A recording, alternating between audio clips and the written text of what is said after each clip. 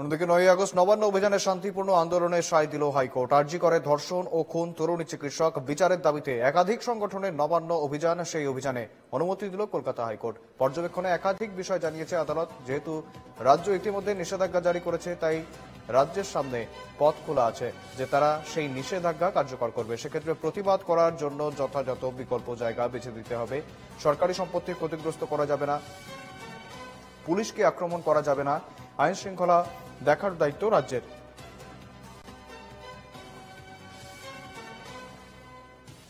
নিষেধাজ্ঞা কার্যকর করতে বিকল্প জায়গা বেছে দিতে পারে রাজ্য। সরকারি সম্পত্তি ক্ষতি করা যাবে না, এমনটাই নির্দেশ আদালতের।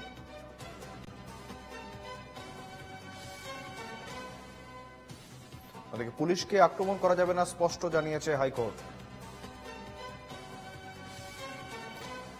অন্যদিকে এই নবান্ন অভিযান নিয়ে ঠিক কি বলছেন দিলীপ ঘোষ, শুনবো একবার। অভয়া বাবা মায়ের ডাকে কাল নবান্ন অভিযান, তার আগেই দেখা গেল কড়া নিরাপত্তার চাদরের মোড়া। প্রতিবাদ আন্দোলন হলেই কেন রাজ্য সরকার এত তৎপর? মমতা ব্যানার্জি প্রতিবাদকে ভয় পাচ্ছেন।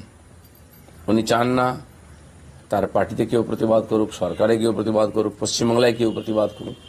সেই জন্য গায়ের জোরে আটকে দেওয়ার চেষ্টা। তো সাধারণ মানুষ যেভাবে এই অভয়াকাণ্ড নিয়ে প্রতিবাদ করতে রাস্তায় নেমেছিল পশ্চিমবাংলায়, এটা একটা ঐতিহাসিক ঘটনা।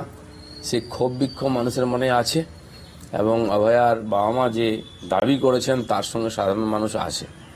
তো সরকার স্বাভাবিক অত্যাচারী হলেই ভীতু হয়।